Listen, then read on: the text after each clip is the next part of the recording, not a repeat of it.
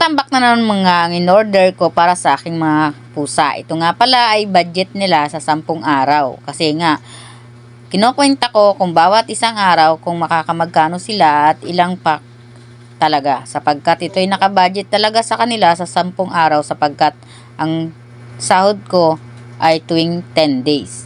Kaya naman, dinadamihan ko talaga ang pag-order nito.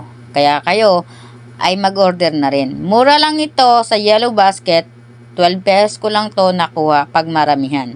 Kaya damihan nyo na ang pag-order. Gustong gusto nga ito ng mga pusa namin dito sa bahay.